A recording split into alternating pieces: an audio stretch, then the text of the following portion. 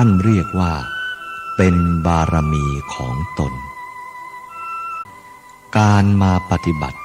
ก็เพื่อระงับความอยากความจริงน่ะถ้าหากว่าไม่มีความอยากก็ไม่มีข้อปฏิบัติไม่รู้ว่าจะทำอะไรลองพิจารณาดูก็ได้ธรรมะ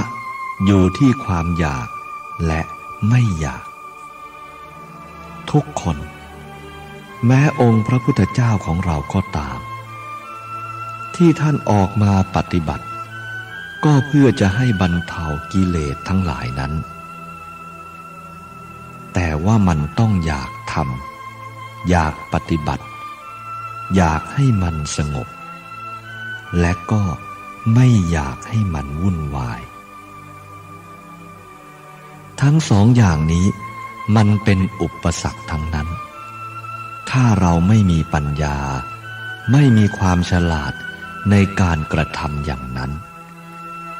เพราะว่ามันปนกันอยู่อยากทั้งสองอย่างนี้มันมีราคาเท่ากันอยากจะพ้นทุกข์มันเป็นกิเลสสำหรับคนไม่มีปัญญาอยากด้วยความโง่ไม่อยากมันก็เป็นกิเลสเพราะไม่อยากอันนั้นมันประกอบด้วยความโง่เหมือนกันคือทั้งอยากไม่อยากปัญญาก็ไม่มีทั้งสองอย่างนี้มันเป็นกามสุขัลลิกานุโยโคกับอัตตกิลมัฏฐานุโยโคซึ่งพระพุทธองค์ของเราขณะที่พระองค์กำลังทรงปฏิบัติอยู่นั้นท่านก็หลงในอย่างนี้ไม่รู้ว่าจะทำอย่างไรท่านหาอุบายหลายประการกว่าจะพบของสองสิ่งนี้ทุกวันนี้เราทั้งหลายก็เหมือนกันทุกสิ่งทั้งสองอย่างนี้มันโกนอยู่เราจึงเข้าสู่ทางไม่ได้ก็เพราะอันนี้ความเป็นจริงนี้ทุกคนที่มาปฏิบัติก็เป็นปุถุชนมาทั้งนั้นปุถุชนก็เต็มไปด้วยความอยากที่ไม่มีปัญญาอยากด้วยความหลงไม่อยากมันก็มีโทษเหมือนกันไม่อยากมันก็เป็นตัณหาอยากมันก็เป็นตัณหาอีกเหมือนกันทีนี้นักปฏิบัติยังไม่รู้เรื่องว่าจะเอายังไงกันเดินไปข้างหน้าก็ไม่ถูกเดินกลับไปข้างหลังก็ไม่ถูกจะหยุดก็หยุดไม่ได้เพราะมันยังอยากอยู่มันยังหลงอยู่มีแต่ความอยากแต่ปัญญาไม่มีมันอยากด้วยความหลงมันก็เป็นตัณหาถึงแม้ไม่อยากมันก็เป็นความหลงมันก็เป็นตัณหาเหมือนกันเพราะอะไรเพราะมันขาดปัญญาความเป็นจริงนั้นธรรมะมันอยู่ตรงนั้นแหละตรงความอยากกับความไม่อยากนั่นแหละแต่เราไม่มีปัญญาก็พยายามไม่ให้อยากบ้างเดี๋ยวก็อยากบ้าง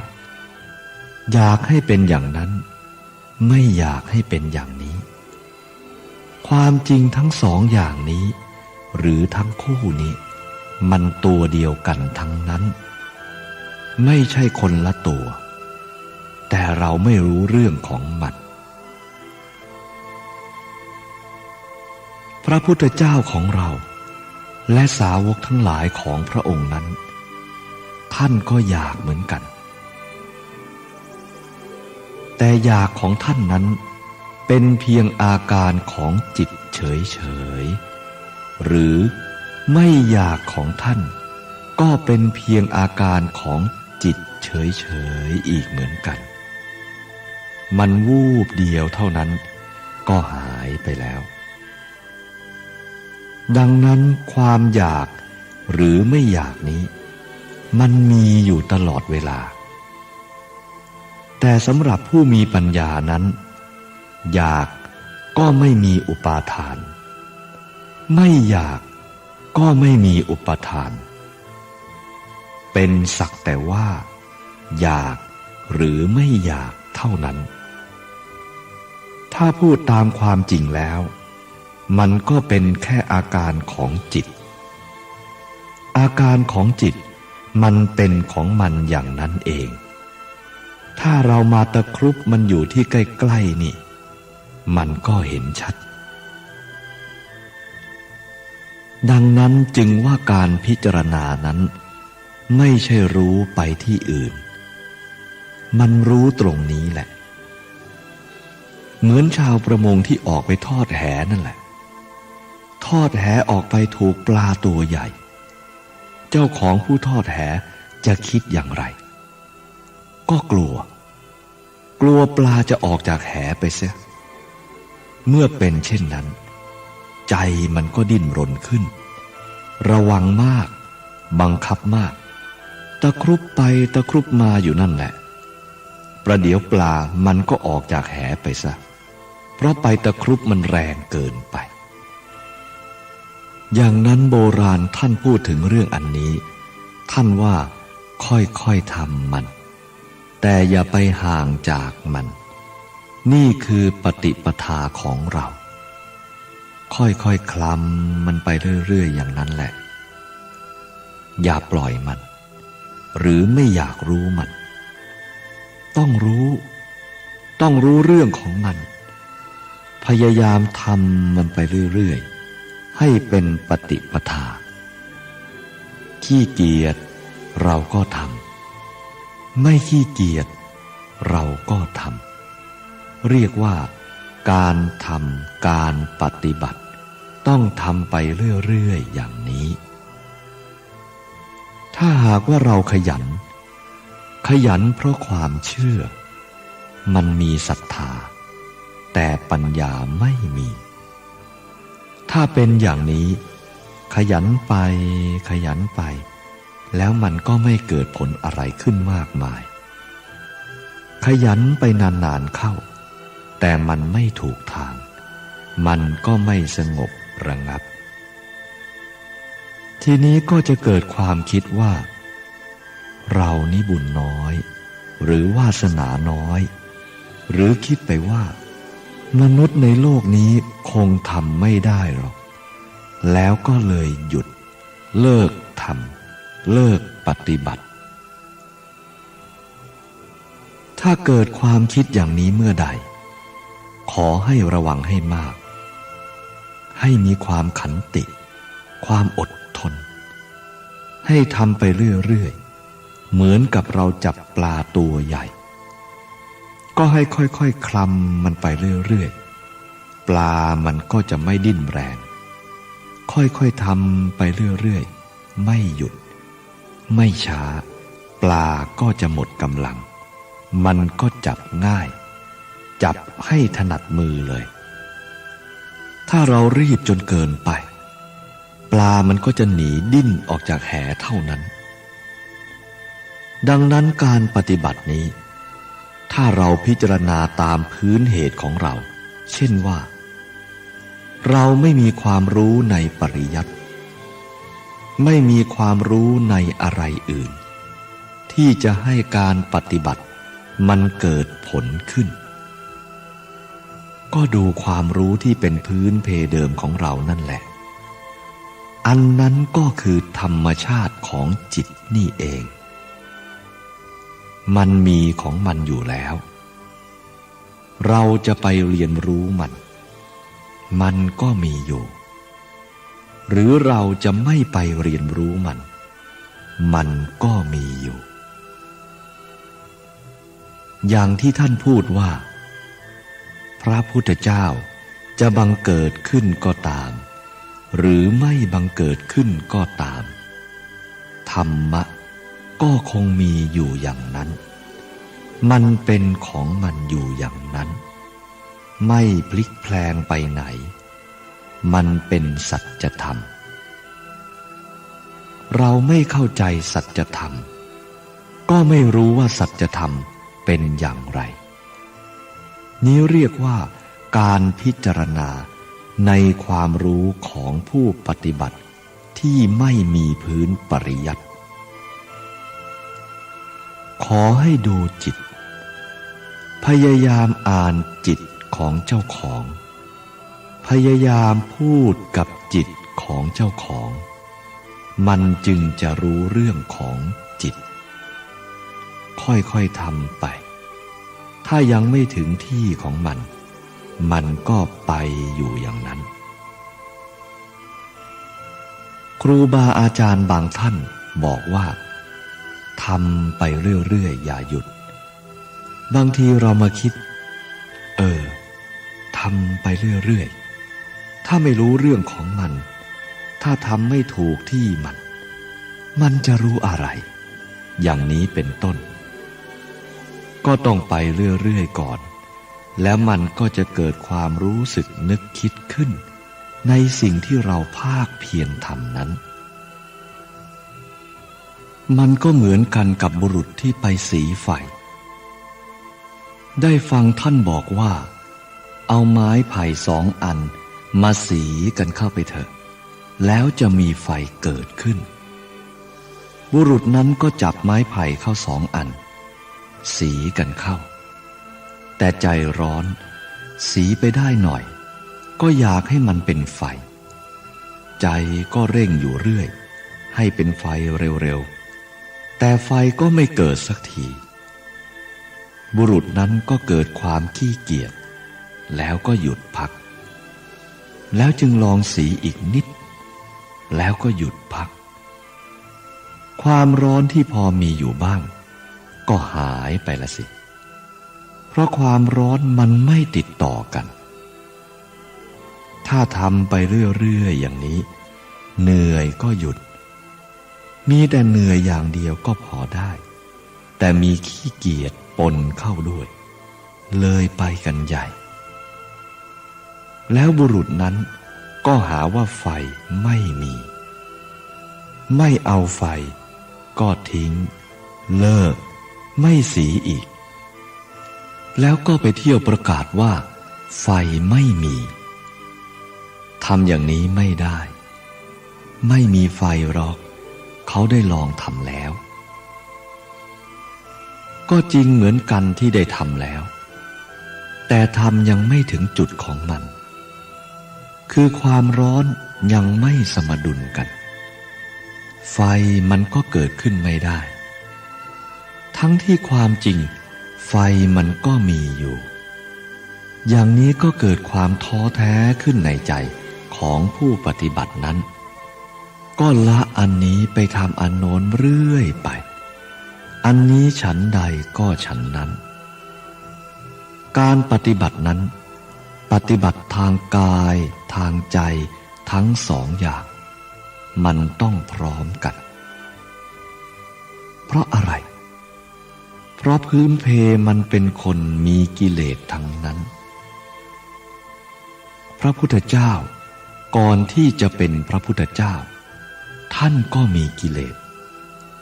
แต่ท่านมีปัญญามากหลาย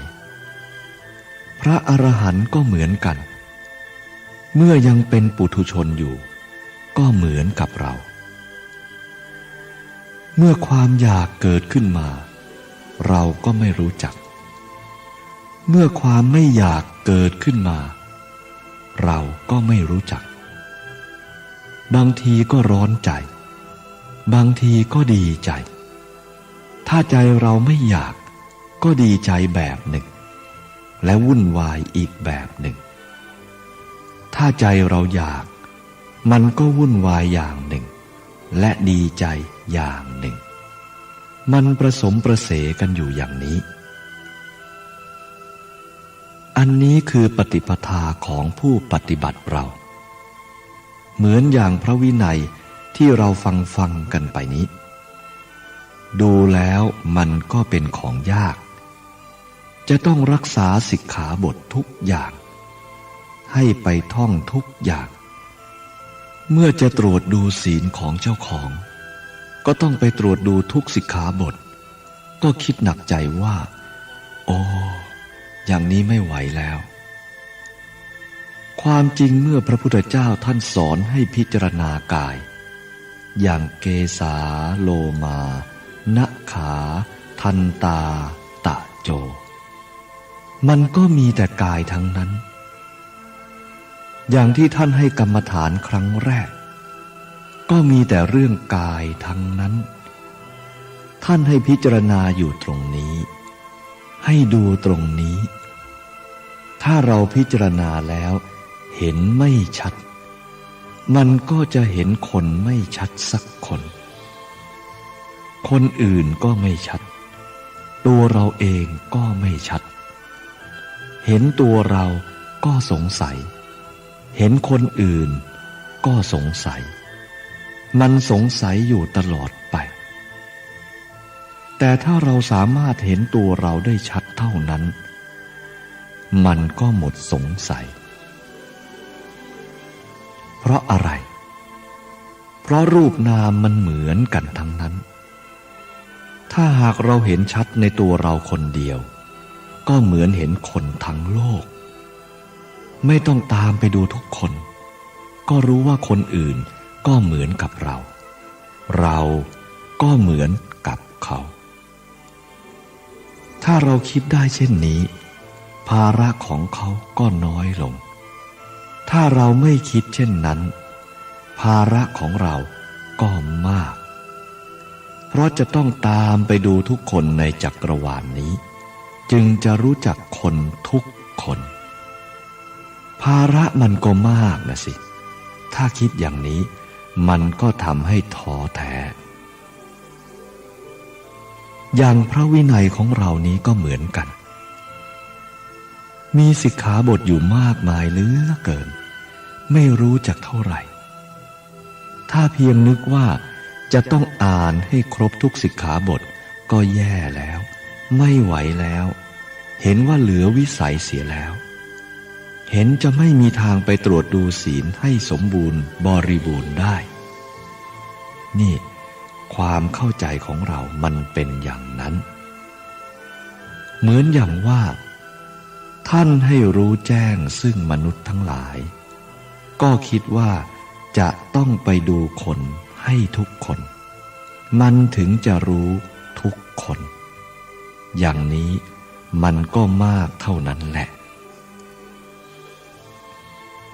นี่ก็เพราะว่าเรามันตรงเกินไป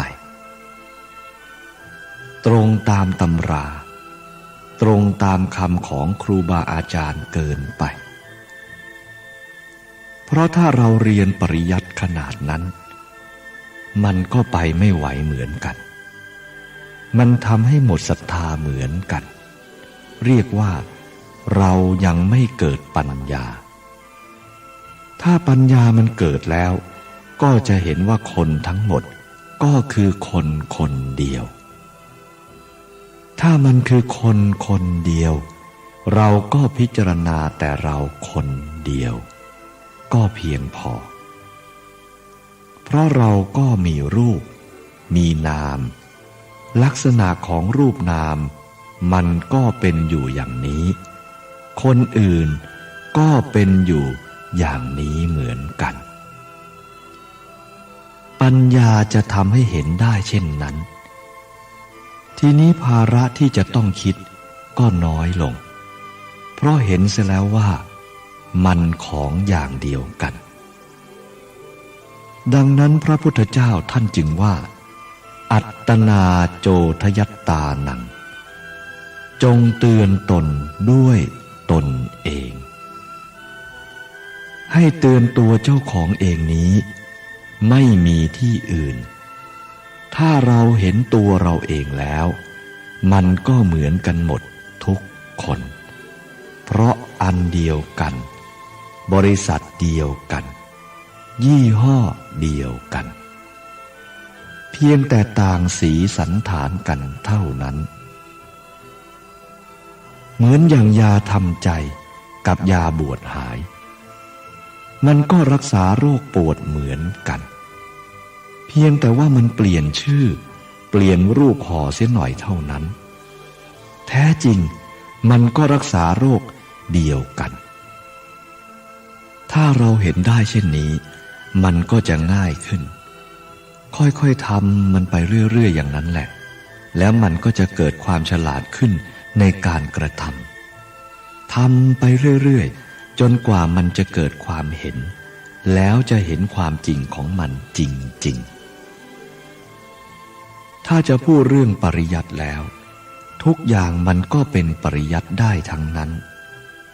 ตาก็เป็นปริยัติหูก็เป็นปริยัติจมูกก็เป็นปริยัติปากก็เป็นปริยัติลิ้นก็เป็นปริยัติกายก็เป็นปริยัติเป็นปริยัติหมดทุกอย่างรูปเป็นอย่างนั้นก็รู้ว่ารูปเป็นอย่างนั้นแต่ว่าเรามันมัวไปติดอยู่ในรูปไม่รู้จักหาทางออกเสียงเป็นอย่างนั้นก็รู้ว่าเสียงเป็นอย่างนั้นแต่ก็ไปติดอยู่ในเสียงไม่รู้จักหาทางออกดังนั้นรูปเสียงกลิ่นรสโผฏฐัพพะธรรมารมณ์นี้มันจึงเป็นห่วงที่เกาะเกี่ยวให้มนุษย์และสัตว์ทั้งหลายติดอยู่ในตัวของมันฉะนั้นก็ให้เราปฏิบัติไปคลำไปอย่างนั้นแหละแล้ววันหนึ่งก็จะต้องได้ความรู้เกิดความรู้สึกอีกอย่างหนึ่งขึ้นมาที่จะได้ความรู้เกิดความรู้สึกอีกอย่างหนึ่งขึ้นมาได้นี้มันจะเกิดได้จากการปฏิบัติที่ไม่หยุดไม่ท้อถอยปฏิบัติไปทำไปนานๆเข้าพอสมควรกับนิสัยปัจจัยของตนมันก็จะเกิดความรู้สึกอย่างหนึ่งที่เรียกว่าธรรมวิจยะมันจะเกิดโพชฌงค์ของมันเองโพชฌงค์ทั้งหมดมันจะเกิดอยู่อย่างนี้สอดส่องธรรมไปโพชชังโคสสิสังขาโตธัมมานังวิจโยตถาวิริยัมปีติปัสสัทถิงโพชชังคาจัตตถาปะเรสมาธุเปกขโพชชังคาสัตเตเตสัพพทัสสินาเบื้องแรกมันเกิดอย่างนี้อาการนี้มันจะเกิดขึ้นมามันก็เป็นโพชฌงค์เป็นองค์ที่ตรัสรู้ธรรมะทั้งนั้นถ้าเราได้เรียนรู้มันก็รู้ตามปริยัติเหมือนกันแต่ไม่มองเห็นที่มันเกิดที่ในใจของเราไม่เห็นว่ามันเป็นโพชฌงค์ความเป็นจริงนั้นโพชฌงค์นั้นเกิดมาในลักษณะอย่างนี้พระพุทธเจ้าท่านจึงบัญญัติผู้รู้ทั้งหลายก็บัญญัติเป็นข้อความออกมาเป็นปริยัติปริยัตินี้ก็เกิดจากที่ได้มาจากการปฏิบัติแต่มันถอนตัวออกมาเป็นปริยัติเป็นตัวหนังสือแล้วก็ไปเป็นคำพูดแล้วโพชฌงค์ก็เลยหายไปโดยที่เราไม่รู้แต่ความเป็นจริงนั้นมันก็ไม่ได้หายไปไหนมันมีอยู่ในนี้ทั้งหมดมันจะเกิดธรรมวิจยะการพินิจพิจารณาตามไปเกิดความเพียรเกิดปิติและอื่นๆขึ้นทั้งหมดไปตามลำดับของโพชฌงค์ถ้ามันเกิดการกระทำขึ้นทั้งหมดดังนี้มันก็เป็นองค์ที่ตรัสรู้ธรรมะถ้าทำถูกทาง ปฏิบัติถูกทางมันต้องเกิดอาการอย่างนี้ธรรมะมันก็ต้องมีอยู่ในนี้ดังนั้นท่านจึงว่าค่อยๆคลำไปค่อยๆพิจารณาไปอย่านึกว่ามันอยู่ข้างโน้นอย่านึกว่ามันอยู่ข้างนี้เหมือนอย่างพระภิกษุท่านหนึ่งของเราท่านไปเรียนบาลีแปลธรรมบทกับเขาเรียนไม่ได้เพราะไปนึกแต่ว่าปฏิบัติกรรมฐานนั้นมันแจ้งมันรู้มันสะอาดมันเห็นท่านก็ออกมาปฏิบัติอยู่ที่วัดหนองป่าพงท่านว่าจะมานั่งปฏิบัติแล้วไปแปลบาลีท่านนึกว่าจะไปรู้อย่างนั้นไปเห็นอย่างนั้นก็เลยอธิบายให้ท่านฟังว่าเห็นอันเกิดจากการปฏิบัติธรรมะนั้นอย่างหนึ่งเห็นจากการเรียนปริยัติธรรมนั้นก็อีกอย่างหนึ่งมันก็เห็นเหมือนกันแต่ว่ามันลึกซึ้งกว่ากันถ้าเห็นจากการปฏิบัติแล้วมันละไปเลยหรือถ้ายังละไม่หมดก็พยายามต่อไปเพื่อละให้ได้มีความโกรธเกิดขึ้นมามีความโลภเกิดขึ้นมาท่านไม่วางมันพิจารณาดูที่มันเกิดแล้วก็พิจารณาโทษให้มันเห็นด้วยแล้วก็เห็นโทษในการกระทำนั้นเห็นประโยชน์ในการละสิ่งทั้งหลายเหล่านั้นความเห็นอันนี้ไม่ใช่อยู่ที่โน่นที่นี่มันอยู่ในจิตของตนเองจิตที่มันผ่องใสไม่ใช่อื่นไกลอันนี้นักปริยัติและนักปฏิบัติพูดกันไม่ค่อยจะรู้เรื่องโดยมากมักจะโทษกันว่านักปฏิบัติพูดไม่มีรากฐานพูดไปตามความเห็นของตนความเป็นจริงมันก็อย่างเดียวกันแหละเหมือนหน้ามือกับหลังมือเมื่อเราคว่ำมือลงหน้ามือมันก็หายไปแต่มันไม่ได้หายไปไหนมันหายไปอยู่ข้างล่างนั่นแหละแต่มองไม่เห็นเพราะหลังมือมันบังอยู่แล้วเมื่อเราหงายฝ่ามือขึ้นหลังมือมันก็หายไปแต่มันก็ไม่ได้หายไปไหนมันก็หายไปอยู่ที่ข้างล่างเหมือนกันนั่นแหละดังนั้นให้เรารู้ไว้อย่างนี้เมื่อเกี่ยวกับการปฏิบัติอย่าไปคิดว่ามันหายไปไหนถึงจะเรียนรู้ขนาดไหนหาเท่าไหร่ก็ไม่เห็นก็ไม่รู้จักคือไม่รู้ตามที่เป็นจริงถ้ารู้ตามความเป็นจริงเมื่อไหร่ก็จะละได้เมื่อนั้นถอนอุปทานได้ไม่มีความยึดหรือถ้ามีความยึดอยู่บ้างมันก็จะบรรเทาลงผู้ปฏิบัติก็ชอบอย่างนี้หลงอย่างนี้พอปฏิบัติก็อยากได้ง่าย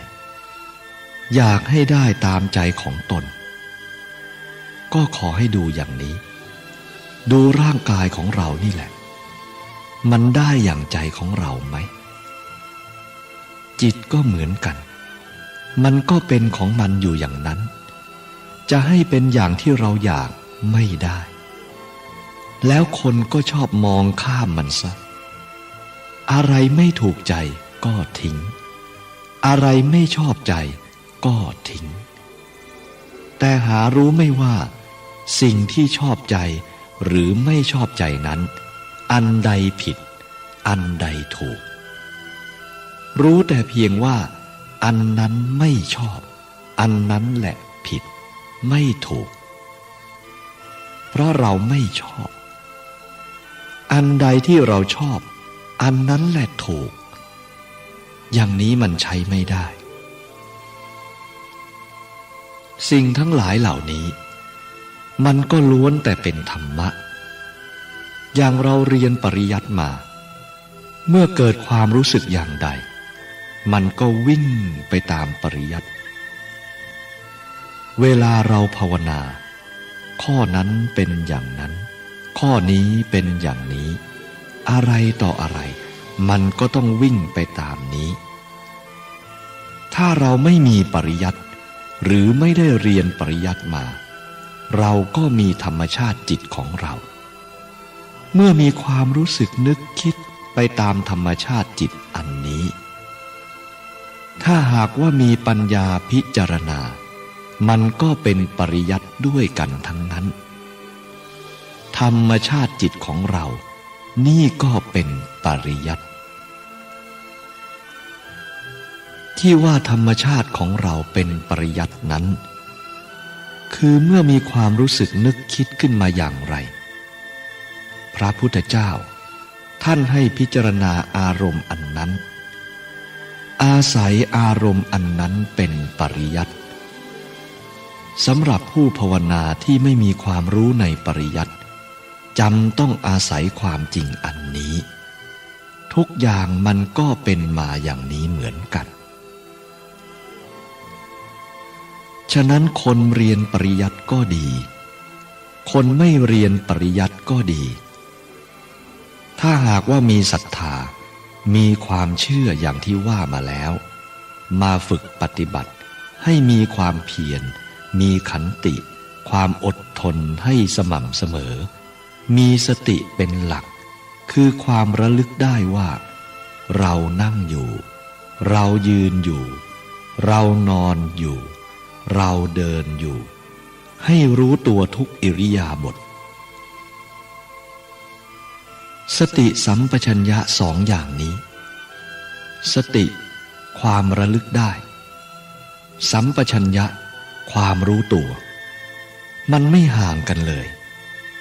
มันเกิดขึ้นพร้อมกันเร็วที่สุดเราจะไม่รู้ว่าอะไรเป็นอะไรความระลึกได้เกิดขึ้นความรู้ตัวมันก็เกิดขึ้นมาด้วยเมื่อจิตเราตั้งมั่นอยู่อย่างนี้มันก็รู้สึกง่ายๆคือระลึกได้ว่าเราอยู่อย่างไรเป็นอะไรทำอะไรมีสติเมื่อใดก็มีความรู้ตัวอยู่เมื่อนั้นทีนี้ก็มีปัญญาแต่บางทีปัญญามันน้อยมันมาไม่ค่อยทันมีสติอยู่ก็จริงมีความรู้สึกอยู่ก็จริงแต่ว่ามันก็ผิดของมันได้เหมือนกันแต่แล้วตัวปัญญามันจะวิ่งเข้ามาช่วยสติความระลึกได้และสัมปชัญญะความรู้ตัวนั้นมีเป็นพื้นฐานอยู่แล้วก็ควรอบรมปัญญาด้วยอารมณ์ของวิปัสสนากรรมฐานเช่นว่ามันจะรู้อยู่ระลึกได้ก็ให้ระลึกได้มันอยู่อารมณ์เกิดขึ้นมาอย่างไรก็ให้ระลึกอารมณ์นั้นได้อยู่แต่ให้เห็นไปพร้อมๆกันว่ามันมีอนิจจังเป็นรากฐานมีทั้งทุกขังมันเป็นทุกข์ทนยากมีทั้งอนัตตาอันไม่ใช่ตัวตนทั้งนั้นแหละมันสักแต่ว่าเกิดความรู้สึกขึ้นมาแล้วไม่มีตัวตนแล้วมันก็หายไปเท่านั้นเองคนที่หลงก็ไปเอาโทษกับมันจึงไม่รู้จักใช้สิ่งทั้งหลายนี้ให้เกิดประโยชน์ถ้าหากว่ามีปัญญาอยู่พร้อมแล้วความระลึกได้และความรู้ตัวมันจะติดต่อกันเป็นลำดับแต่ถ้าปัญญานั้นยังไม่ผ่องใสสติสัมปชัญญะมันก็อาจจะมีผิดบ้างถูกบ้างถ้าเป็นอย่างนั้นต้องมีปัญญามาช่วยพ พระพุทธเจ้าท่านทรงใช้อารมณ์ของวิปัสสนากรรมฐานมาต้านทานมันเลยว่าสตินี้มันก็ไม่แน่นอนมันลืมได้เหมือนกันสัมปชัญญะความรู้ตัวนี้ก็ไม่แน่นอนมันล้วนแต่เป็นของไม่เที่ยงอะไรที่มันไม่เที่ยงแล้วเราไม่รู้ทันมันอยากจะให้มันเที่ยงมันก็เป็นทุกข์เท่านั้นเป็นทุกข์เพราะไม่ได้ตามความปรารถนาไม่ได้ตามความอยากที่จะให้มันเป็นอยู่อย่างนั้นซึ่งเป็นความอยากที่เกิดจากอำนาจจิตที่สกปรกด้วยความไม่รู้จักอันนี้มันก็เกิดกิเลสตัณหาตรงนี้แหละพอมีความรู้สึกเกิดขึ้นมาว่าเช่นว่าเราได้กระทบรูปเสียงกลิ่นรสโผฏฐัพพะก็มีความชอบใจบ้างไม่ชอบใจบ้างคือมีความยึดมั่นถือมั่นเต็มอยู่ในใจของเราดังนั้นพระพุทธเจ้าท่านจึงให้คลี่คลายออกเรื่องที่มันเกิดขึ้นมานี่ให้ยกเอาความไม่เที่ยงเป็นหลักวินิจฉัยอะไรที่มันเกิดขึ้นมาให้เห็นว่าถึงเราจะชอบมันหรือไม่ชอบมันอันนี้ไม่แน่นอนอันนี้ไม่เที่ยงถ้าเราไปยึดมั่นมันก็พาให้เราเป็นทุกข์ทำไมเป็นทุกข์เพราะเราไม่มีอำนาจที่จะบังคับให้เป็นไปตามใจของเราได้ทุกอย่างเมื่อได้รับอารมณ์มาแล้วจิตที่หลงที่ไม่มีความรู้มันก็ไปอย่างหนึ่งจิตที่รู้มันก็ไปอีกอย่างหนึ่งพอมีความรู้สึกเกิดขึ้นจิตที่รู้มันก็เห็นว่าไม่ควรยึดมั่นในสิ่งเหล่านั้นถ้าไม่มีปัญญามันหลงตามไปด้วยความโง่ไม่เห็นเป็นอนิจจังทุกขังอนัตตาเห็นแต่พอว่าเราชอบใจอันนี้มันถูกแล้วมันดีแล้วอันไหนเราไม่ชอบใจอันนั้นมันไม่ดีอย่างนั้นจึงไม่เข้าถึงธรรมะธรรมะทั้งหลายเหล่านี้ไม่ใช่ตัวไม่ใช่ตนไม่ใช่เราไม่ใช่เขาพระพุทธเจ้าท่านให้เห็นเป็นสักแต่ว่าให้ยืนอยู่ตรงนี้เสมอดังนั้นเราจะไปเลือกอารมณ์ไม่ได้ถ้าอารมณ์มันวิ่งมาหาเราทั้งทางดีทางชั่วทางผิดทางถูกแล้วเราไม่รู้เพราะไม่มีปัญญาเราก็จะวิ่งตามมันไปตามไปด้วยตัณหาด้วยความอยากแล้วเดี๋ยวก็ดีใจเดี๋ยวก็เสียใจเพราะอะไรเพราะเอาใจของเราเป็นหลักอะไรที่เราชอบใจก็เข้าใจว่าอันนั้นดีอะไรที่เราไม่ชอบใจก็เข้าใจว่าอันนั้นไม่ดีอย่างนี้เรียกว่ายังห่างไกลธรรมะยังไม่รู้ธรรมะมันก็เดือดร้อนเพราะความหลงมันเต็มอยู่ถ้าพูดเรื่องจิตก็ต้องพูดอย่างนี้ไม่ต้องออกไปห่างตัวให้เห็นว่าอันนี้มันไม่แน่อันนี้เป็นทุกข์อันนี้เป็นอนัตตาไม่ใช่อัตตาถ้าเห็นอย่างนี้ไปเรื่อยๆนี่ก็เป็นอารมณ์ของวิปัสสนาเราควรรู้จักอารมณ์อันนี้ตามอารมณ์อย่างนี้มันจะทำให้เกิดปัญญาท่านจึงเรียกว่าอารมณ์ของวิปัสสนาอารมณ์ของสมถกรรมฐานนั้นอารมณ์กรรมฐานทำให้จิตสงบท่านให้กำหนดอานาปานสติคือลมหายใจเข้าออกนี้เป็นรากฐานควบคุมจิตของเรา ให้อยู่ในกระแสของลมนี้ให้มันแน่วแน่นิ่งนอนอยู่เมื่อเราพยายามทำตามดังนั้นจิตของเราก็จะสงบนี่ท่านเรียกว่าอารมณ์ของกรรมฐานอารมณ์กรรมฐานนี้จะทำจิตให้สงบเพราะจิตมันวุ่นวายมาไม่รู้กี่ปีกี่ชาติแล้วลองนั่งดูเดี๋ยวนี้ก็ได้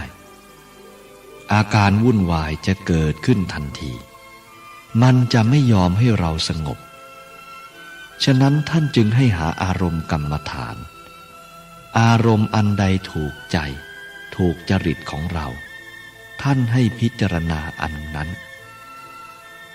เช่นเกสาโลมานะขาทันตาตะโจท่านให้พิจารณากลับไปกลับมาเมื่อทำอย่างนี้บางคนพิจารณาตะโจหนังรู้สึกพิจารณาได้สบายเพราะถูกจริตถ้าอันใดถูกจริตของเราอันนั้นก็จะเป็นอารมณ์กรรมฐานของเราสำหรับปราบกิเลสทั้งหลายให้มันเบาบางลงบางคนมีความโลภโกรธหลงอย่างแรงกล้าก็ไม่มีอะไรจะปราบเจ้ากิเลสนี้ได้พอพิจารณามรณสติคือการระลึกถึงความตายอยู่บ่อยๆก็เกิดความสลดสังเวชเพราะว่าจนมันก็ตายรวยมันก็ตายดีมันก็ตายชั่วมันก็ตายอะไรมันก็ตายหมดทั้งนั้นยิ่งพิจารณาไปจิตใจก็ยิ่งเกิดความสลดสังเวชพอนั่งสมาธิก็สงบได้ง่ายๆเพราะมันถูกจริตของเราอารมณ์ของสมถกรรมฐานนี้ถ้าไม่ถูกจริตของเรามันก็ไม่สลดไม่สังเวชอันใดที่ถูกกับจริตอันนั้นก็จะประสบบ่อยๆมีความรู้สึกนึกคิดในอาการนั้นบ่อยๆแต่เราไม่ค่อยจะได้สังเกตจึงควรสังเกตเพื่อให้ได้ประโยชน์เปรียบเหมือนกับอาหารที่เขาจัดมาให้สำรับหนึ่งมันก็มีหลายอย่างเราก็ชิมไปทุกถ้วยทุกอย่างนั่นแหละแล้วก็จะรู้เองว่าอาหารอย่างไหนที่เราชอบอย่างไหนที่เราไม่ชอบอย่างไหนชอบก็ว่ามีรสชาติอร่อยกว่าอย่างอื่นนี่พูดถึงอาหารนี่ก็เทียบให้เห็นกับจริตของคนเรากรรมฐานที่ถูกจริตมันก็สบายอย่างอานาปานสติกำหนดลมหายใจเข้าออกถ้าถูกจริตแล้วก็สบายไม่ต้องไปเอาอย่างอื่นพอนั่งลงก็กำหนดลมหายใจเข้าออกก็เห็นชัดฉะนั้นก็เอาของใกล้ๆนี่ดีกว่ากำหนดลมหายใจให้มันเข้ามันออกอยู่อย่างนั้นแหละดูมันอยู่ตรงนั้นแหละดูไปนานๆทำไปเรื่อยๆจิตมันจะค่อยวางสัญญาอื่นๆมามันก็จะห่างกันออกไปเรื่อยๆเหมือนคนเราที่อยู่ห่างไกลกันการติดต่อก็น้อยเมื่อเราสนใจอานาปานสติมันก็จะง่ายขึ้นเราทำบ่อยๆก็จะชำนาญการดูลมขึ้นตามลำดับลมยาวเป็นอย่างไรเราก็รู้ลมสั้นเป็นอย่างไรเราก็รู้แล้วก็จะเห็นว่าลมที่เข้าออกนี้มันเป็นอาหารอย่างวิเศษมันจะค่อยติดตามไปเองของมันทีละขั้นจะเห็นว่ามันเป็นอาหารยิ่งกว่าอาหารทางกายอย่างอื่นจะนั่งอยู่ก็หายใจ จะนอนอยู่ก็หายใจจะเดินไปก็หายใจจะนอนหลับก็หายใจลืมตาขึ้นก็หายใจถ้าขาดลมหายใจนี้ก็ตายแม้แต่นอนหลับอยู่ก็ยังต้องกินลมหายใจนี้พิจารณาไปแล้วเลยเกิดศรัทธาเห็นว่าที่เราอยู่ทุกวันนี้ก็เพราะอันนี้เองข้าวปลาอาหารต่างๆก็เป็นอาหารเหมือนกันแต่เราไม่ได้กินมันทุกเวลานาทีเหมือนลมหายใจซึ่งจะขาดระยะไม่ได้ถ้าขาดก็ตายลองดูก็ได้ถ้าขาดระยะสัก5 หรือ 10 นาทีมันจวนจะตายไปแล้วนี่พูดถึงความรู้สึกนึกคิดของผู้ปฏิบัติมันจะรู้ขึ้นมาอย่างนี้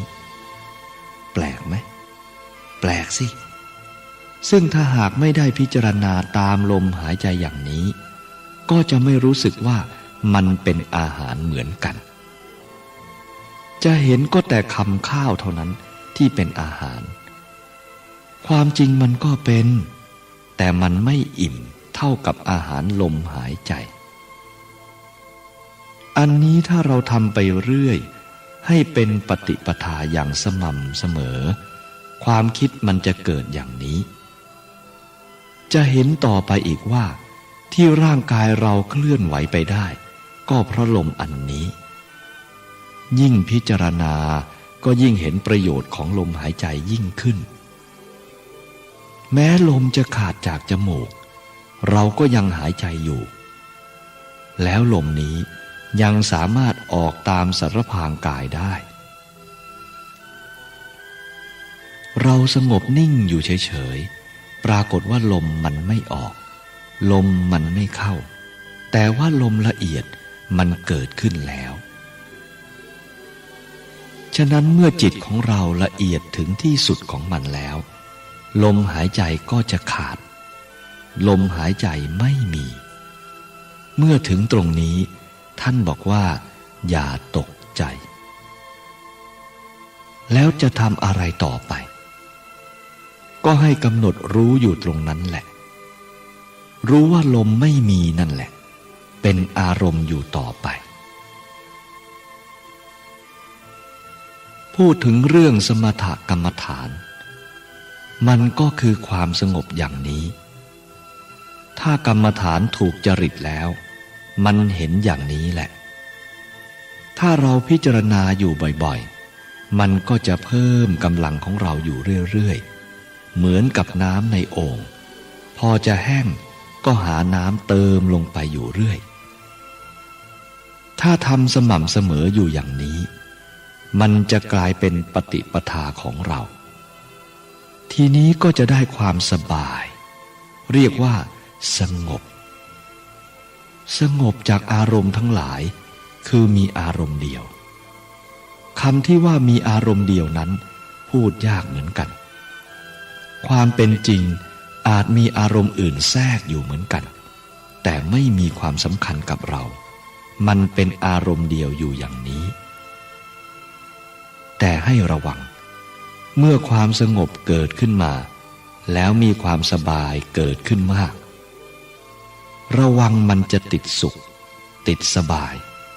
แล้วเลยยึดมั่นถือมั่นฉะนั้นถ้าหากเกิดความนึกคิดขึ้นมาให้พิจารณาว่าความสุขนี้ก็ไม่เที่ยงความสบายนี้ก็ไม่เที่ยงหรือความทุกข์ก็ไม่เที่ยงความที่เป็นอย่างนั้นมันก็ไม่เที่ยงจึงอย่าไปยึดมั่นถือมั่นมันเลยความรู้สึกอย่างนั้นมันเกิดขึ้นมาเพราะปัญญาเกิดขึ้นมาแล้ว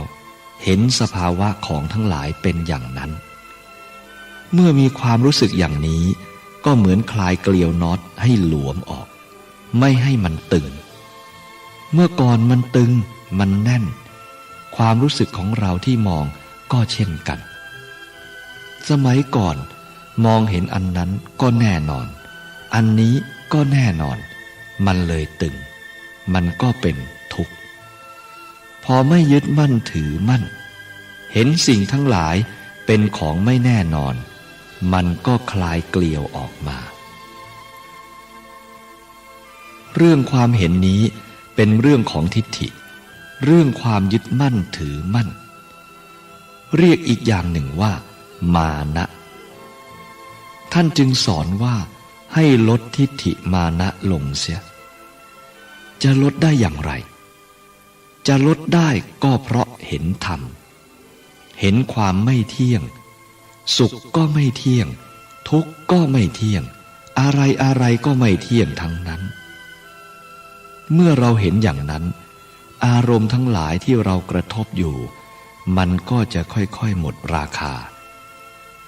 หมดราคาไปมากเท่าไหร่ก็บรรเทาความเห็นผิดไปได้มากเท่านั้นนี้เรียกว่ามันคลายน็อตให้หลวมออกมามันก็ไม่ตึงอุปทานก็จะถอนออกมาเรื่อยๆเพราะเห็นชัดในเรื่องอนิจจังทุกขังอนัตตาในสกลร่างกายนี้หรือในรูปนามนี้ในโลกนี้มันเป็นอย่างนี้แล้วก็จะเกิดความเบื่อคำว่าเบื่อไม่ใช่เบื่ออย่างที่คนเขาเบื่อกันคือเบื่ออย่างที่ไม่อยากรู้ไม่อยากเห็นไม่อยากพูดด้วยเพราะไม่ชอบมันถ้ามันเป็นอะไรไปก็ยิ่งนึกสมน้ำหน้าไม่ใช่เบื่ออย่างนี้เบื่ออย่างนี้เป็นอุปทานเพราะความรู้ไม่ทั่วถึงแล้วเกิดความอิจฉาพยาบาทเกิดความยึดมั่นถือมั่นในสิ่งที่เรียกว่าเบื่อนั่นเองเบื่อในที่นี้ต้องเบื่อตามคำสอนของพระพุทธเจ้าคือเบื่อโดยไม่มีความเกลียดไม่มีความรักหากมีอารมณ์ชอบใจหรือไม่ชอบใจอันใดเกิดขึ้นมาก็เห็นทันทีว่ามันไม่เที่ยงเบื่ออย่างนี้จึงเรียกว่านิพพิทานิพพิทาคือความเบื่อหน่ายคลายจากความกำหนัดรักใคร่ในอารมณ์อันนั้นไม่ไปสำคัญมั่นหมายในอารมณ์เหล่านั้นทั้งที่ชอบใจและไม่ชอบใจไม่ไปยึดมั่นถือมั่นและไม่ไปสำคัญมั่นหมายในสิ่งทั้งหลายเหล่านั้นจนเป็นเหตุให้ทุกข์เกิดพระพุทธเจ้าท่านสอนต่อไปอีกว่าให้รู้จักทุกข์ให้รู้จักเหตุเกิดทุกข์ให้รู้ความดับทุกข์ให้รู้ข้อปฏิบัติให้ถึงความดับทุกข์ท่านให้รู้ของสี่อย่างนี้เท่านั้นทุกข์เกิดขึ้นมาก็ให้รู้ว่านี่ตัวทุกข์แล้วทุกข์นี้มาจากไหนมันมีพ่อแม่เหมือนที่เราเกิดมาเหมือนกันไม่ใช่ว่ามันเกิดขึ้นมาลอยๆเมื่ออยากจะให้ทุกข์ดับก็ไปตัดเหตุของมันเสียที่ทุกข์มันเกิดก็เพราะไปยึดมั่นถือมั่นนั่นเองฉะนั้นจึงให้ตัดเหตุของมันเสียการรู้จักดับความทุกข์ก็ให้คลายเกลียวที่แน่นนั้นออกซะให้เห็นโทษของอุปทานความยึดมั่นถือมั่นแล้วก็ถอนตัวออกมาซะ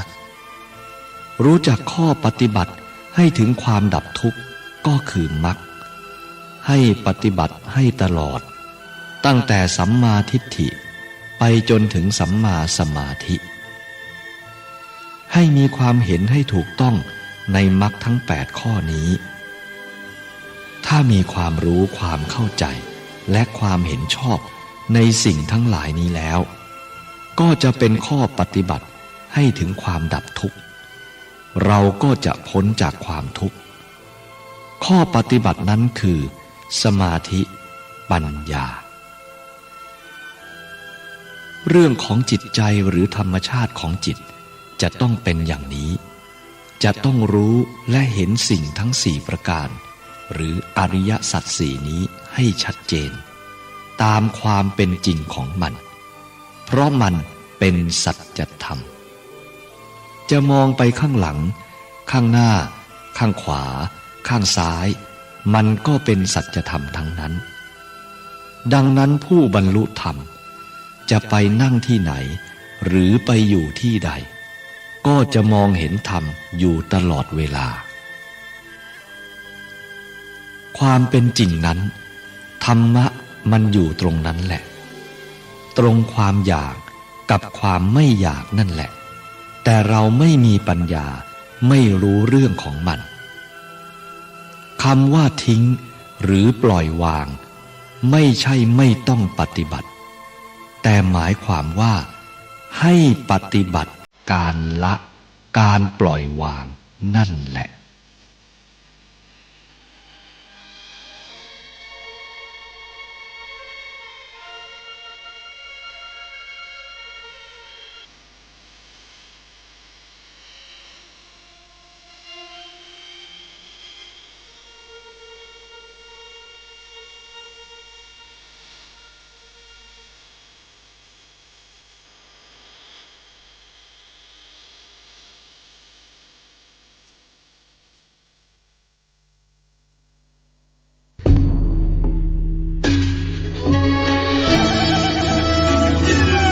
ขอเชิญพุทธศาสนิกชนทุกท่านร่วมทำบุญผ้าป่าสามัคคีและร่วมเป็นเจ้าภาพโรงทานในพิธีทำบุญ1 ทศวรรษ 10 ปีที่พักสงฆ์สถาบันธรรมาภิวัตรบ้านศพเตินตำบลศพปาดอำเภอแม่เมาะจังหวัดลำปางในวันที่17 สิงหาคม